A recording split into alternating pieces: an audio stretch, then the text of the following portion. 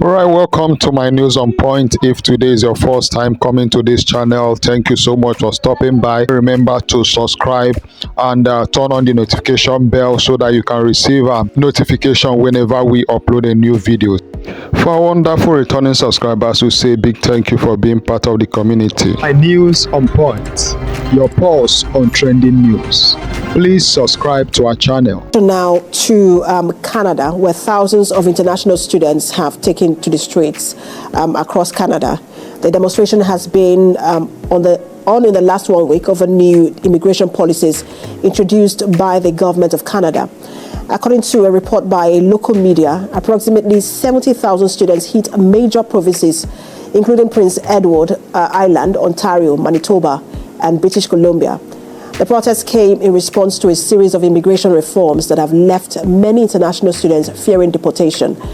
Nigerians studying in Canada are reported to be one of the highest immigrants after India.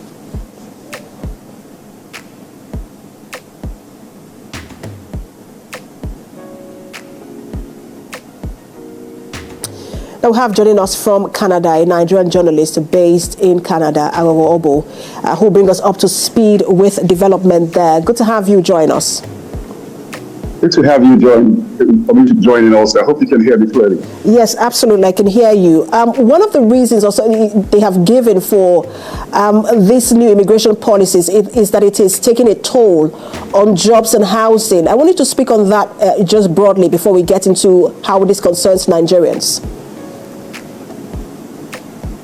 Great. So you're right. It's a multifaceted approach in trying to understand exactly how this policy happened. But more of housing rather than jobs, because recent surveys done here seems to suggest that Canadians are less interested in the jobs being taken by foreigners. In fact, most of the jobs being taken by immigrants, jobs most Canadians will most likely not get involved with. But more with housing. Housing is rent and purchase of housing is done by more than 50% in the past 2-3 years. So it has a lot more to do with housing. So you've had over 1 million national students coming to Canada in the last 5-6 years.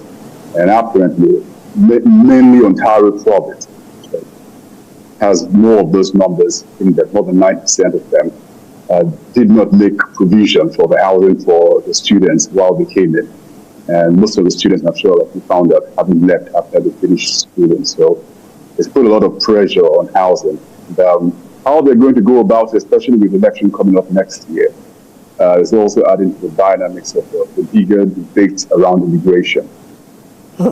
Let's play up the data, because when you look at the number of students in Canada, just by the visas that have been issued, it is a lot.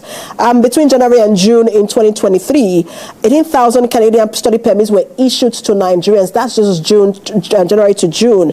And we're also the highest immigrants after India. We see that Canada's fastest growing international student population is also Nigerians. And when you look at the entire population, what does this mean, or the implication of this for Nigerian students? Well, it's interesting to play side by side with India, even though the Indians have a lion's share of those numbers. Between 2016 to today, they've got over 1 million international students. Numbers suggest closer to 900,000 Indians before you even have Nigerian numbers. Maybe in terms of increase of proportion year by year, you probably would have a rise. But, beginning from this year, when the policy was announced and the Trudeau government began to feel and generally the regional government began to feel the push from people saying that it's unsustainable, the numbers. So people aren't necessarily upset with the numbers of people coming in terms of, temporary work permit and all of that. What they're concerned is how it's affecting their day-to-day living, the cost of groceries, the cost of housing especially, and then the stress on the infrastructure. So they've already made up their mind going up to 2026. They're going to cut down those numbers, at least 50%. One point which isn't talked about more is the coordination because it's a federal system of government. So we've had the colleges and the universities go into this sort of decisions to, people have said it's a money grab, especially with international students, without necessarily providing the facilities and infrastructure in the provinces they are going to be schooling in. So I think going forward, from the discussions that have been happening between the federal and the regional and municipal government, is to ensure that before any school brings in any student into the country, they will have to answer the questions of where they're going to stay, where they're going to work, and all of those questions which previously hadn't been answered. So it's something to think about in terms of regional planning going forward. And when you travel, immigration is one end of it. People immigrate just so that they can also integrate. But when you look at what's happening in the UK right now, there is a drop in revenue from Nigerian students because of the policies, and UK universities are suffering for that. Do you also see that becoming the case in Canada if this immigration policy, if they go through with it?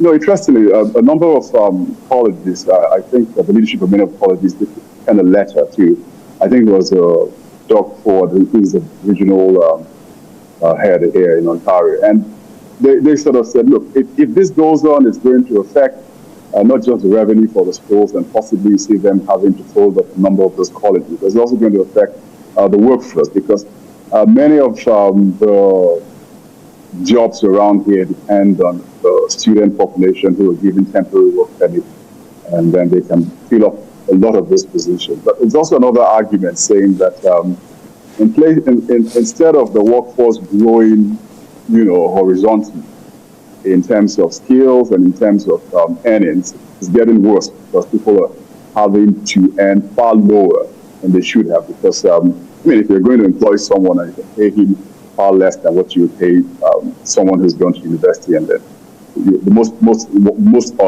it's a capitalist society, so they're built and they're driven basically by reducing the cost of operations and maximizing profits. So they've I've talked about that also too. But like I said, it's an election year coming, and in terms of approval ratings, the federal government is facing a huge problem. I mean, most of the problems absolutely immigration. They're not supposed to bear the burden for. Immigration is a big issue in the UK, in the US, and in Canada as well. Right. Thank you so much for your time. I'm sure we'll continue to talk to you as this issue progresses.